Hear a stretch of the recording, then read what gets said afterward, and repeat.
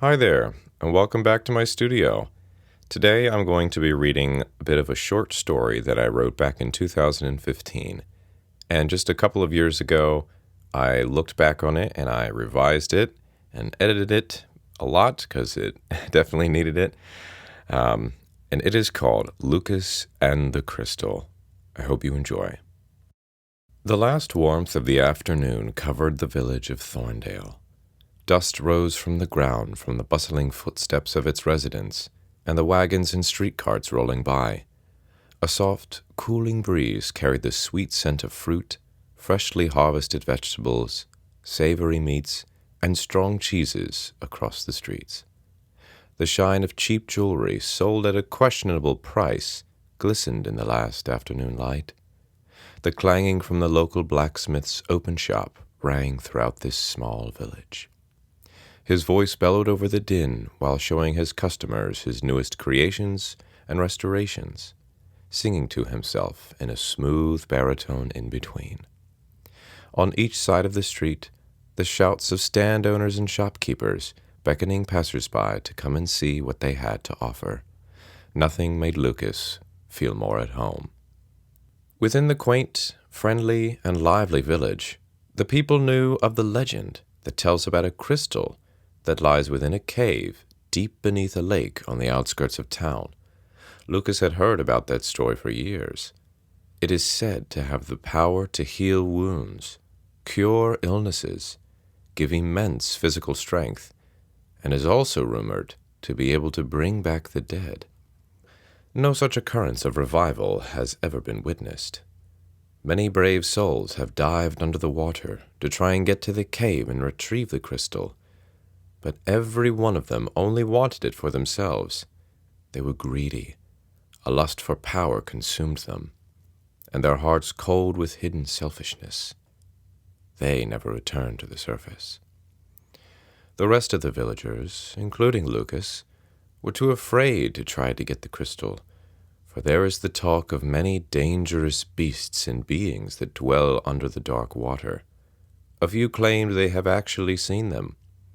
The other villagers labeled those mad, but under their skin, they still remain fearful and skeptical.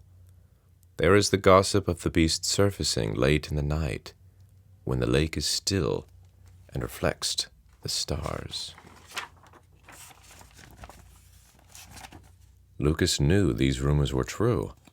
He had once witnessed a monstrous-looking silhouette, cast by the moonlight, quietly creep out of the water and snatch a small animal from along the bank.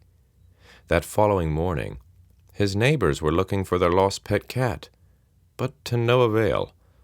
Lukas knew the creature from the night before had to have been the culprit. He didn't tell anyone what had happened, for he feared the townspeople would think he had gone mad as well.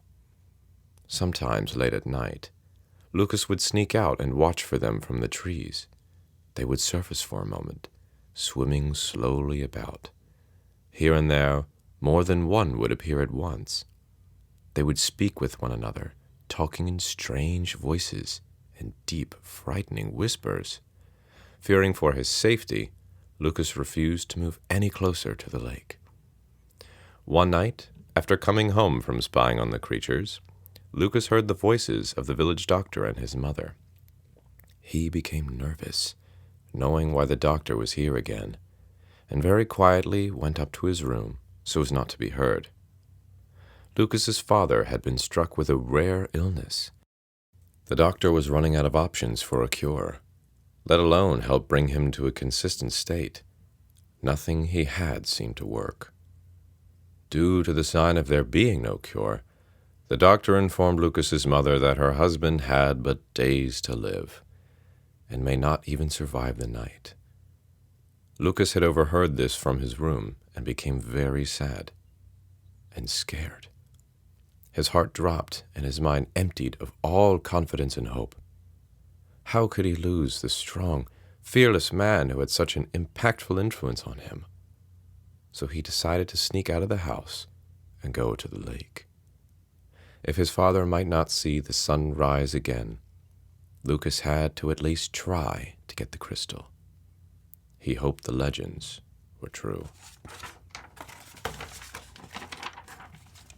He snuck out the back door and shut it quietly behind him, and without thinking, ran as fast as his legs could carry him.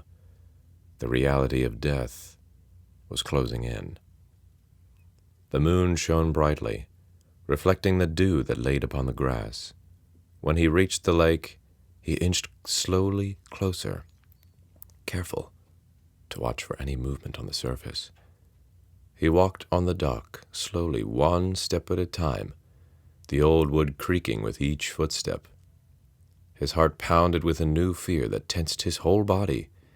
Each step closer to the water took effort. He looked at its surface and saw his reflection in the calm. At a closer look, there it was, a small, bright, purple and white light emitting from the deep and shining through to the surface. That was the sign. It was a reassuring sign that everything he had heard about the lake and the legendary crystal was indeed true.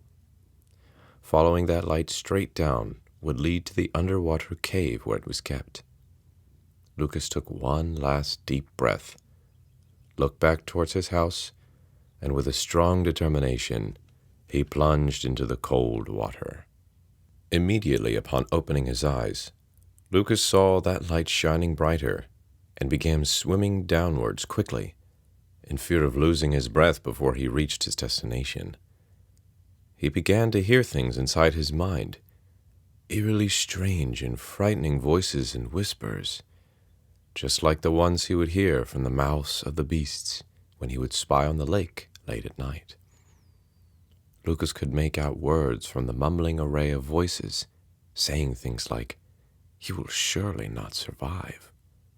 "I sense you are running out of breath," another said. "I can smell you. I can see you. Your death will be by my jaws." One voice spoke as if it knew Lukas's intentions.